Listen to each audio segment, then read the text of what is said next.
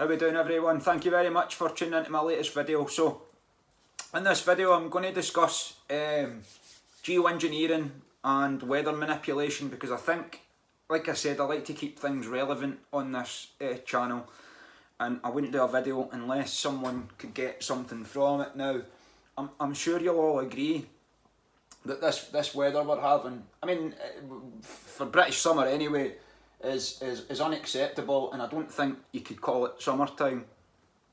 I mean, last year, I noticed it last year at the weekends and stuff like that, when you would sort of go out and you would feel warm. I mean, I'm sure you'll agree, you don't know what to put on these days. I get people saying to me all the time about it. 1 minute you've got a jacket on, next you need to take it off because the sun comes out, because it disappears behind the clouds. Now, some would argue that that's natural and it's always happened. The only thing is, I've never really experienced anything like what I'm experiencing now until last summer. Now, you could say, well, maybe you've just never noticed it before. That's possible.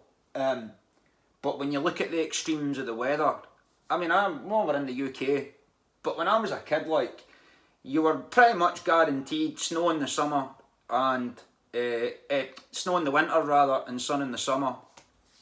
It was the seasons.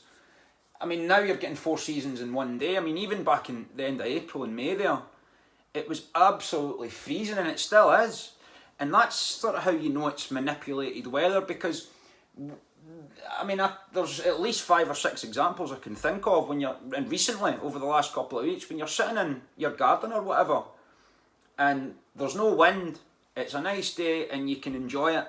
And then the wind picks up, and it starts to get really cold because the wind's picked up. Even though the sun's still there and the blue skies are still there, the clouds are now being blown over by the wind, and it's freezing. At which point you need to then go and put a jumper or something on. And then, when the wind stops and the sun comes back out, you then need to take it back off again. And it's quite irritating. Not only for the fact that you don't know what to wear, but this is sort of a time where, well, first and foremost, people would have been looking forward to this time, saying, well, at least summer holidays and all the rest of it, but I'll have kids everywhere, but at least I'll not have to have the heating on as much. That's not been true. It's not been true, because it's still been very, very cold, and there's been days where you've had to have the heating on, even though it's sort of like the middle of summer. I mean, it's June. You shouldn't really be putting your heating on in June, really. Not to keep warm anyway, but people they'll have had to have done it. And people used to say to me when I started sort of coming out with this stuff and about weather manipulation, and why would they manipulate the weather? It's like, well, first and foremost, it manipulates your mood. It dictates your mood, especially in Britain, because it can be so cold at times, and so the weather, I mean, but it's not like we get a lot of sunshine anyway, but at least in the summers when I was young, you got some kind of summer weather, at least for a couple of months. And I've had them as I've been an adult as well. It doesn't seem to be as frequent as what it used to be.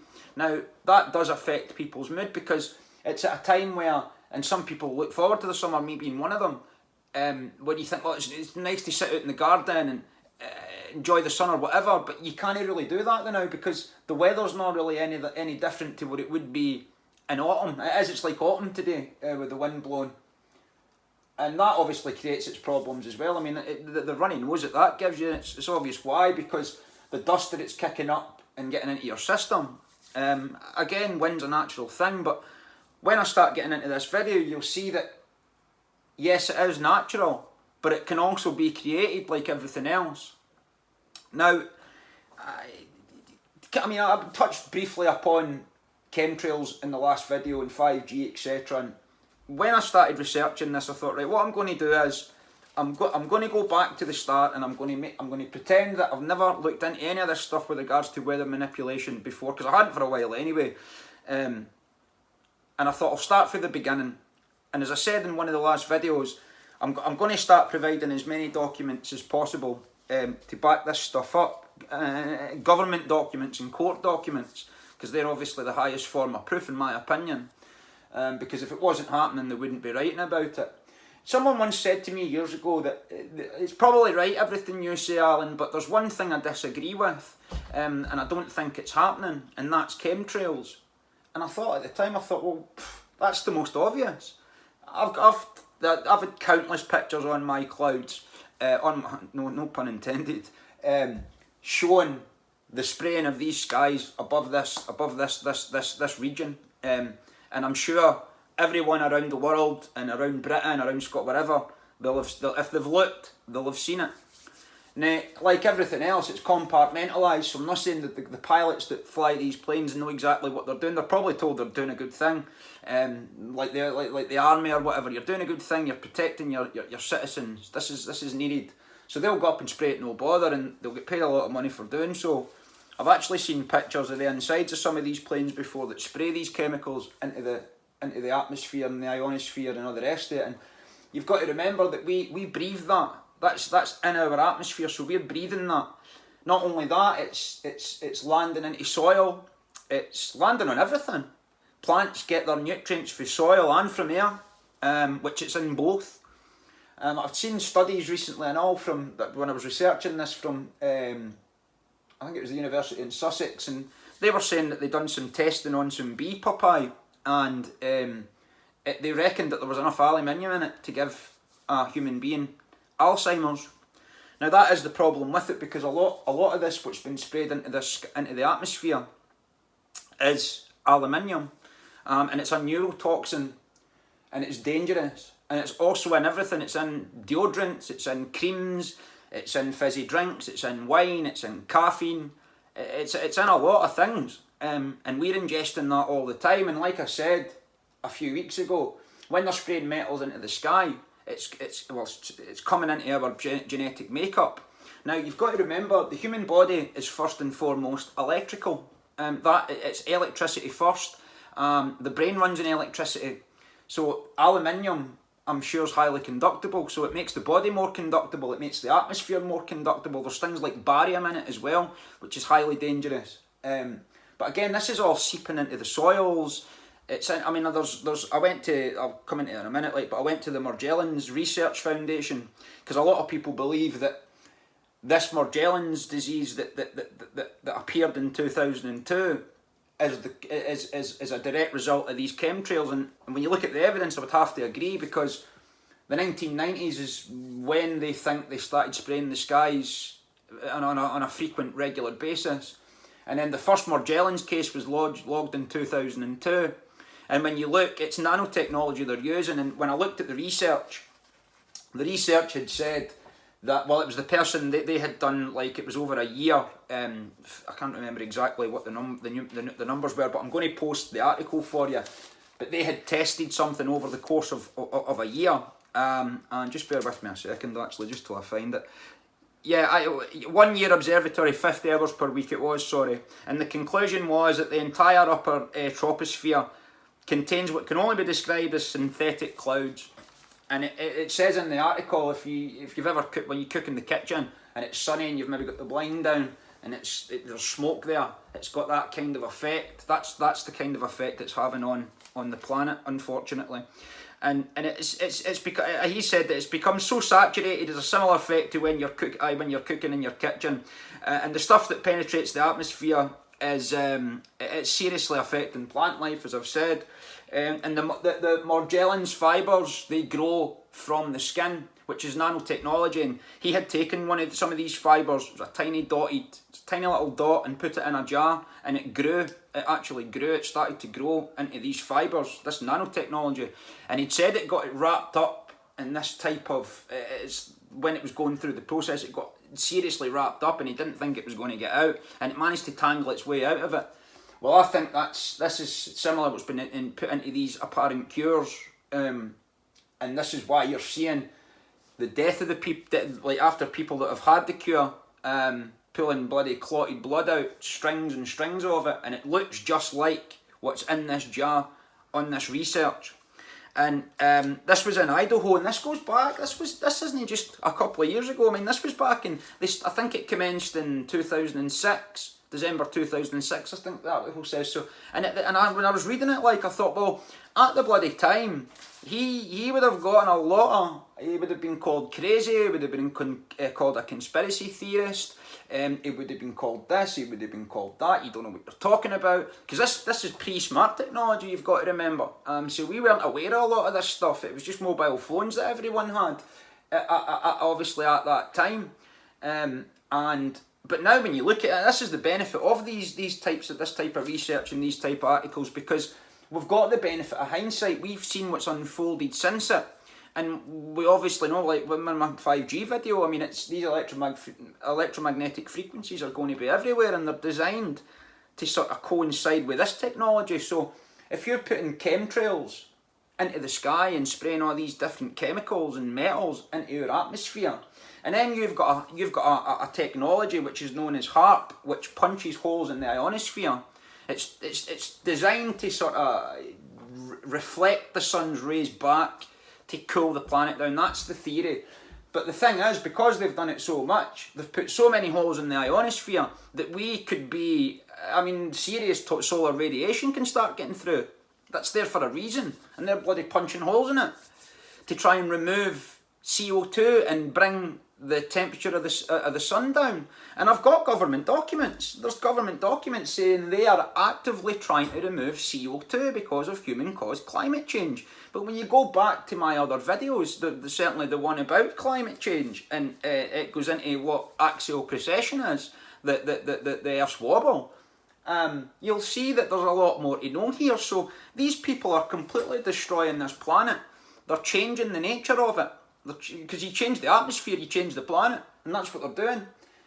When you change the nature of that, you change the nature of us. And when you start putting these cocktails into us, as they have over the last couple of years, with turning up these pulsating frequencies, it's absolutely going to be hell on earth for some people. And as I said, aluminium's a neurotoxin, and they've noticed this came up in the research that because it's in everything, it's in a lot of things that we ingest and use in our everyday lives, and eventually what happens is it builds up and builds and builds and builds, and it hits a certain threshold, and once that's been crossed, the brain can no longer cope, and this is what they call the Alzheimer's disease. And this is why Alzheimer's is at an all-time high. They reckon more people are going to die from Alzheimer's, I think it was some cancers, going forward.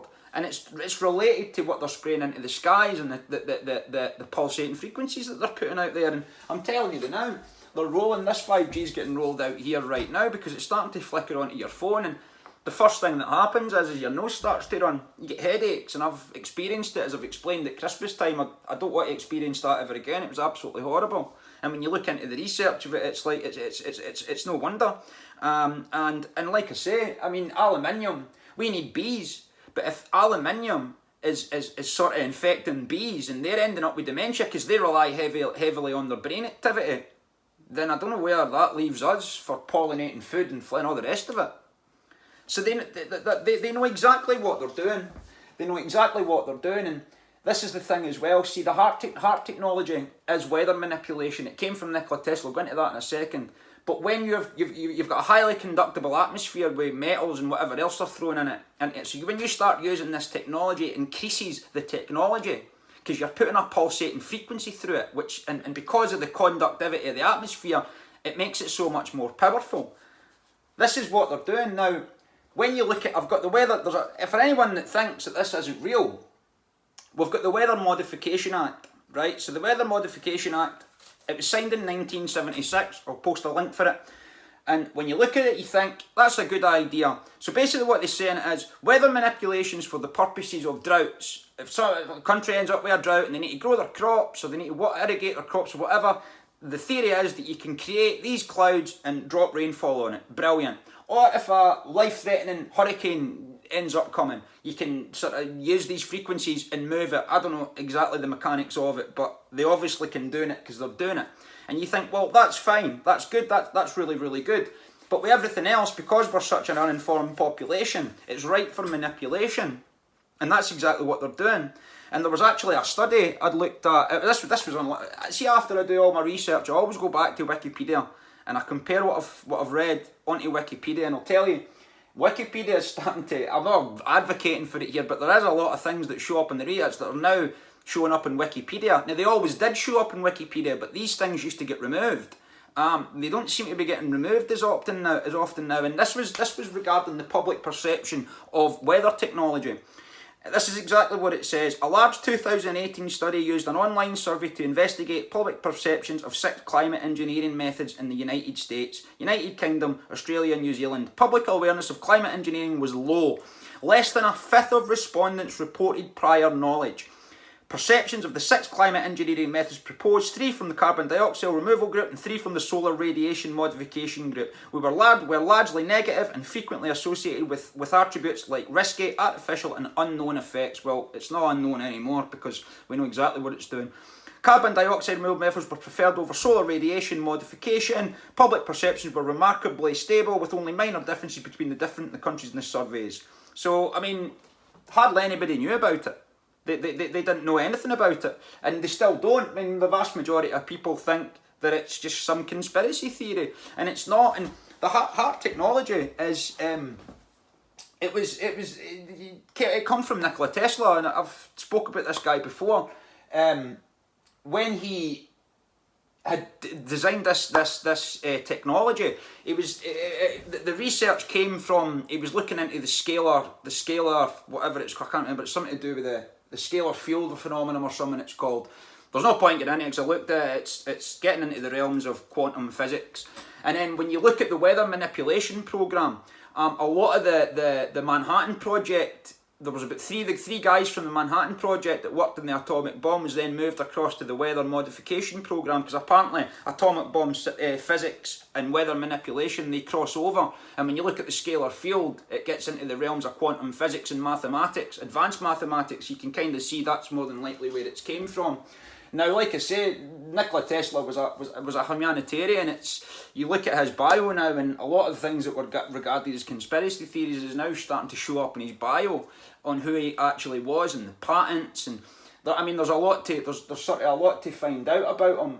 There's so much more because he was a humanitarian, and when he created this technology, it was done for what it says in the Weather Modification Act, that it was just to sort of repel tornadoes or create rain when there was droughts or whatever. And I mean, you start to look at documents and stuff, and there was a policy during the Vietnam War called "Make Mud, Not War." So the theory was that if they could bring enough rainfall, it would make plenty of mud and it would stop the war. When you go back to the Second World War, and you'll see that's what done Hitler when he was fighting Russia. It was nothing to do with their might. Muddy fields, couldn't get their stuff through, and it exhausted them, and that was basically the end of it. So they tried the same in the Vietnam, or they were talking about trying the same in the Vietnam War, and I've actually seen tests from the Second World War where they tried to create tsunamis and stuff, and it said in the documentaries like that it didn't work, it's been forgotten about, and we're not moving on with it, which is untrue, because there's I can't remember how many treaty there is, but there's 52 countries actively working with the UN on weather manipulation.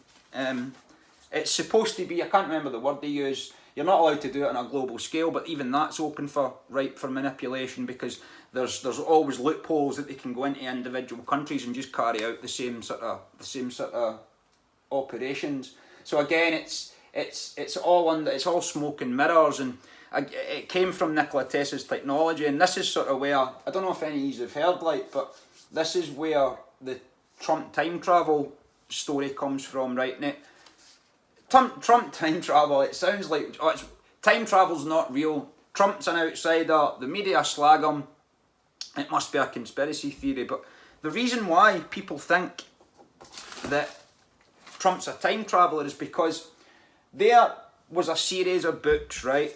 And you can check this for yourself. It's a series, and it's about this Baron Trump books, and I think they were written in about the 1880s or something like that. And the guy was named Igor Lockwood. That was the name of the author, and it's got similarities with the Trump family. I mean, you can't bloody deny it when you start looking into it, right? And I wrote it down for you because it's important to get it right, because it would have been a while since I'd looked at it. Now, in it, he's got a mentor called Don Baron Trump. These are the 1880s, this is long before any like Trump or anything like that. So he had a mentor called Don that lived in Fifth Avenue, New York, right? He travelled to Russia. This is in the first book. They travelled to Russia where they go through a time travel portal, and it's the adventures of them going through the portal, right?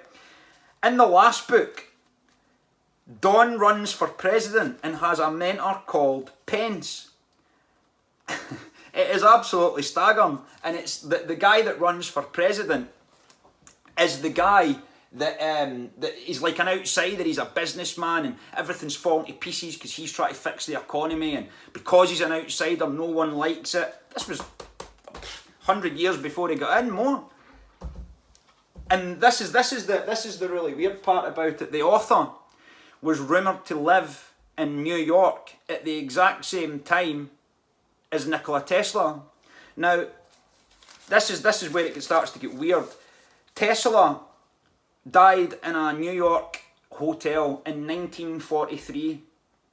I think it was the 7th of January 1943.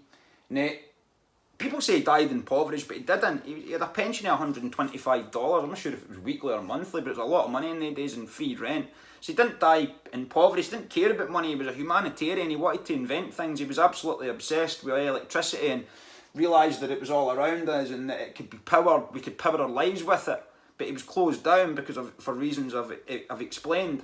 Well, anyway, when he died, the guy that was charged with going into Nikola Tesla's room and retrieving his research was none other than John Trump, the uncle of Donald Trump. This is where Donald J. Trump comes from. That's what it's named after.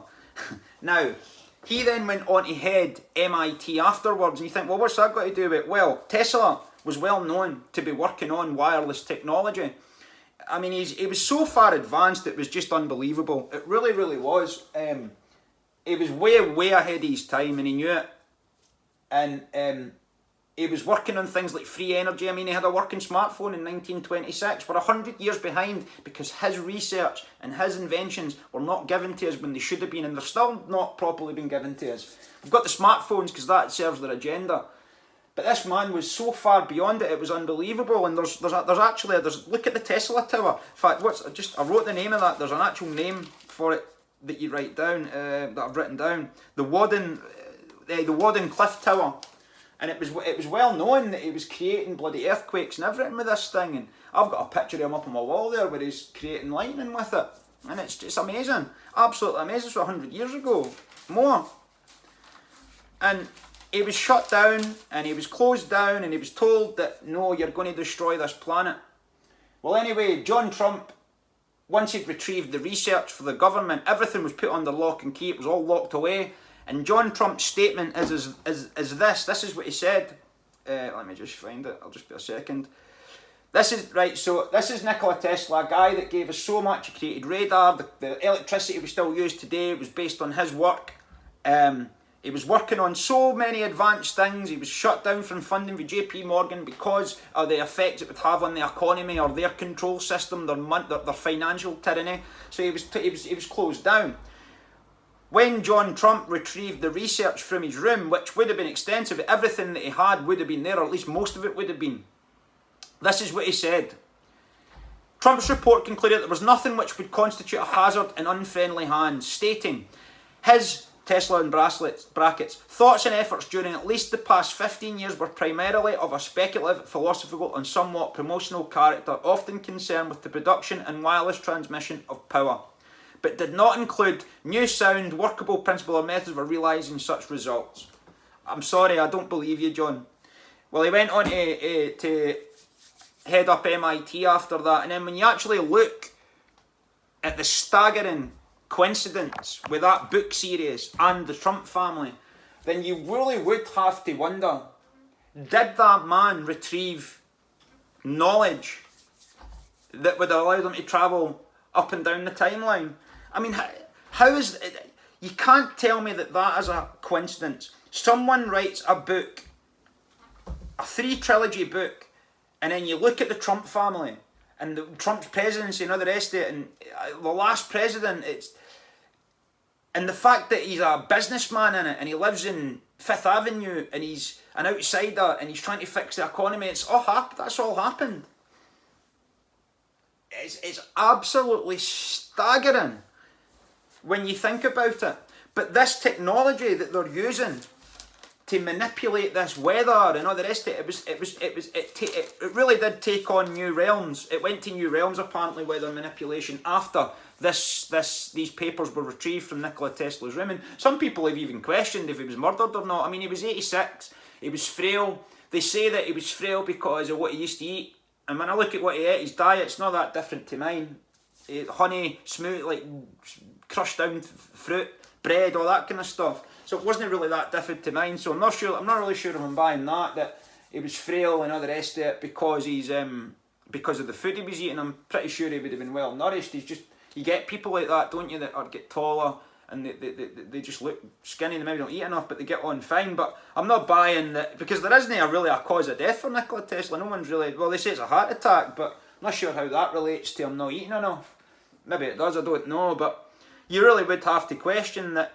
If a man's got a working smartphone in 1926, why hasn't it been given to us? Or why wasn't it given to us until 2007, almost 100 years later?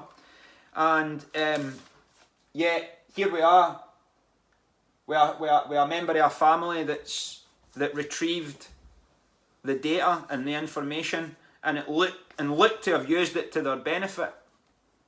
I just don't believe in coincidences anymore, and when you get into it, it does get a lot. I mean, it's a lot, because it could be quite worrying. I mean, if you read that Morgellons research, that can make you quite worried, but I'm not saying it shouldn't, but you can't just pretend it's not happening, because it doesn't mean that it's not happening. And I've read lots of articles over it, and I've gone into quite a lot, and I thought to myself, right, well, how do you really know? My opinion is that it's actually happening. So I looked at the opinions of others, and there's an article I'm going to post by a journalist, and he basically said that he had said it sent out a request to one of his colleagues who was kind of clued up on this stuff, to ask him, do you think weather manipulation is real? Is it actually happening? And this was his response. Many scientists say the increasing frequency of geoengineering discussions in the tech space shows the need for a comprehensive global non-use agreement, similar to the ban on atmospheric nuclear testing. Hundreds of scientists have signed a letter urging countries to prohibit national funding for developing technologies for solar geoengineering, which involves deliberately polluting the upper atmosphere with sun-dimming particles. Now, we need the sun, so what are you doing? So between dimming the sun and removing CO2, we need the sun to help the plants grow. The CO2, the plants need to breathe, so they can breathe it out as oxygen, and they take that out. Where does that leave us? Hundreds of scientists have signed a letter urging countries to prohibit national funding for developing technologies for solar geoengineering, which involves deliberately polluting the upper atmosphere with sun-dimming particles. The non-use agreement experiments and even the non-use agreement would also ban outdoor experiments and even patents for the technology. Similarly, more than 100 civil society groups in 45 countries have issued a manifesto against geoengineering, which they describe as dangerous and unjust.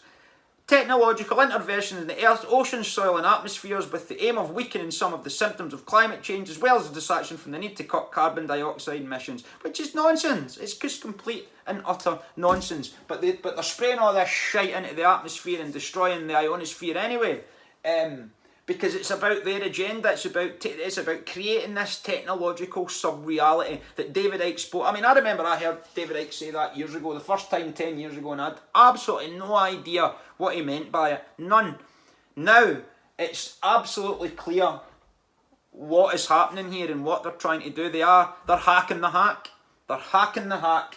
And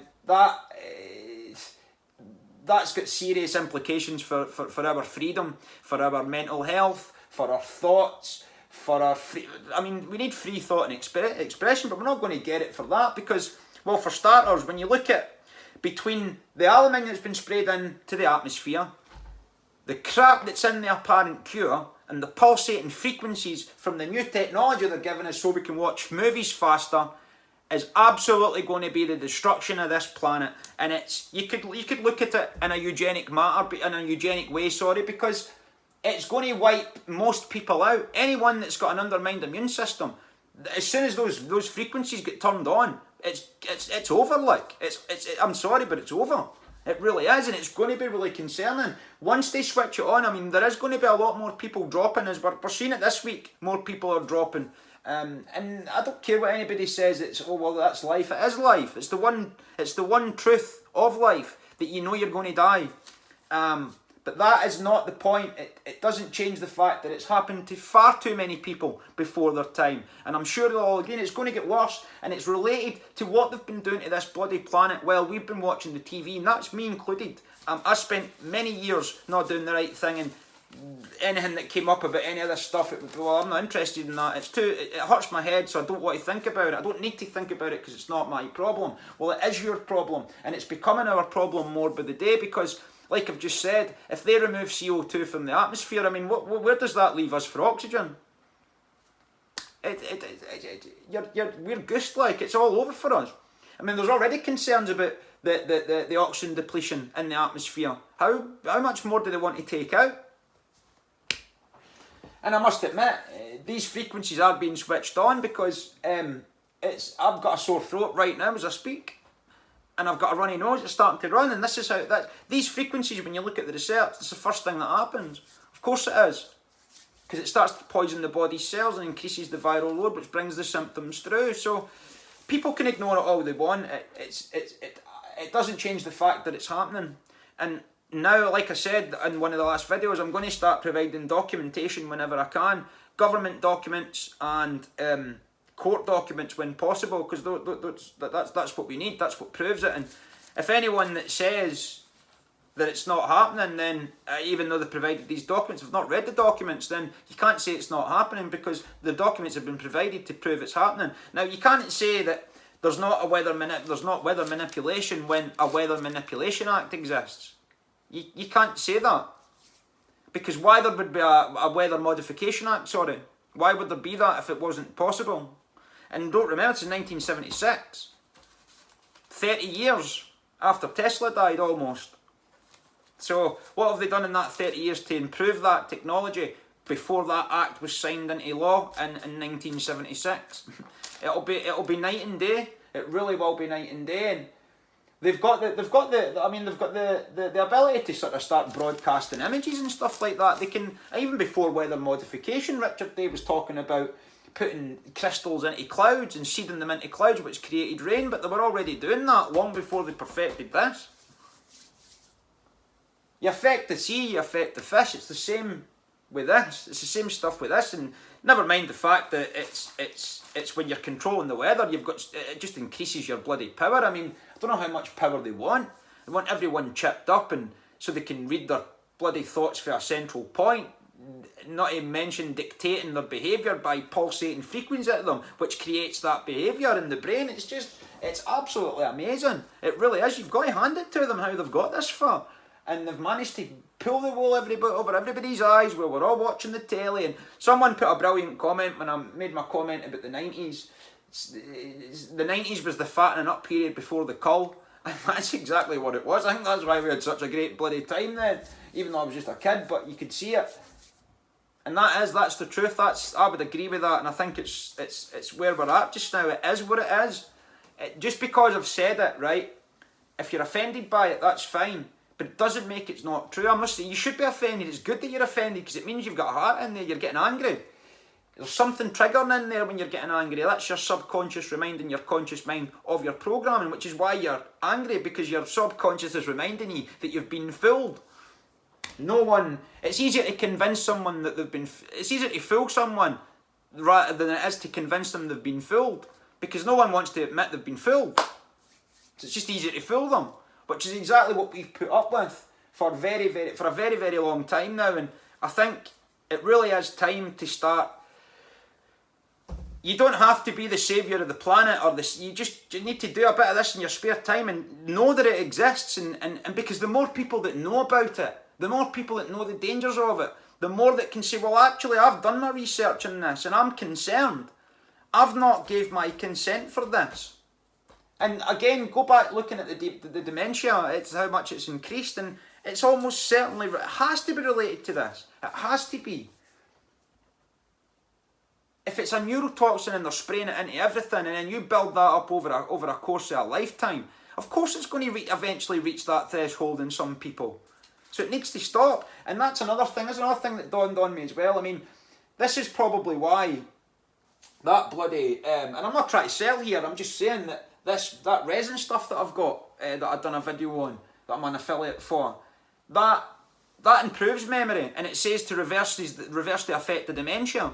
So perhaps what that's possibly doing is removing the aluminium for the body to then stop that.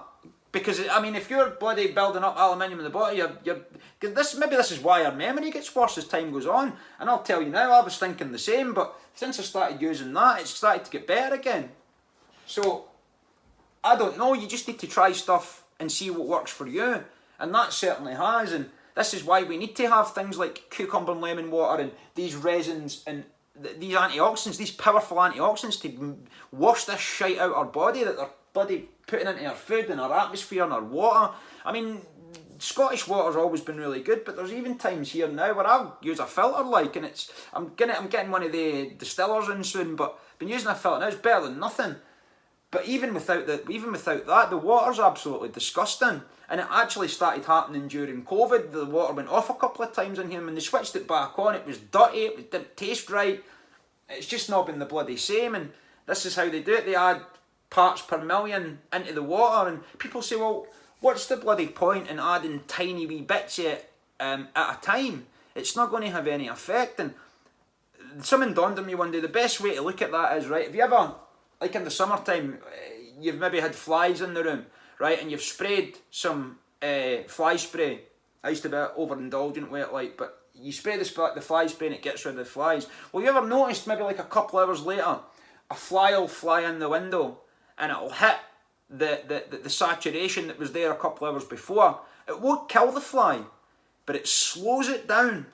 And you can actually start to see its wings a bit better, because it's not going at optimum level, because it's had a tiny part per million, or whatever it is, inserted into its genetic makeup, thus making it slower and not acting at an optimal level, flying as quickly as what it is. I've seen it happen loads of times, and that's why they do that, because over time it just makes you that wee bit slower.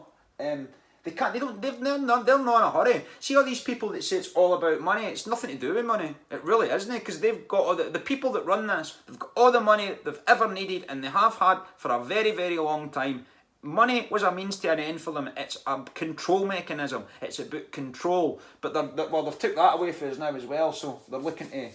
They want you in the Hunger Games society, and this is another reason for the weather manipulation. You start flooding places, you'll get people moved into other areas, no problem at all. If you start droughting it, the same thing will happen. Go to America and look to see who owns most farmland. Bill Gates. Why does he want that? Because it's all getting into this genetic modification of seeds and stuff like that. And this is where weather manipulation's been very, very handy for them, because they can basically wipe people out with it.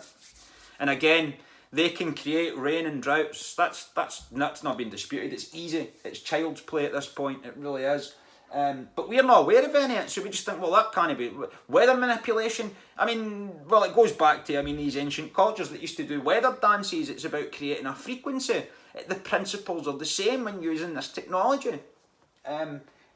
It's real. Everything's energy, frequency and vibration, and that was Tesla that said that, again relating back to him. So please don't believe any of this I've said. Go and check out, just type the words in, Trump time travel at YouTube or whatever, and I'm sure you'll find. In fact, there's a short video I just seen just a minute ago to remind myself. Just type that was the words I typed in. Type that in and you'll listen to a guy going into exactly what he says, and check out the books, verify it for yourself, look at the documents I'm going to post, decide for yourself if it sounds right or not. If weather manipulation is fake, why have they got a Weather Modification Act? It's very simple, it's common sense. And just because you don't believe something's happening doesn't mean to say it's not happening. It is happening, and what we don't know fills books. So it's time to start trying to read those books and getting our heads filled with what's in them, so that then we can then change our lives and then the world, because that's the only time it's going to change. And this is why I'm trying to keep plodding along and doing this. I know videos aren't coming as quick and as fast, but when you get so much out of you sort of got plenty of content in here. It's just trying to get into titles and then getting it out and I will get there with it. But it also has to have some value to it where it could possibly help someone come to a better understanding. So I hope at the very least that I've done that today, and I hope you enjoyed the video, and thank you very much for joining me, and I'll see you in the next one.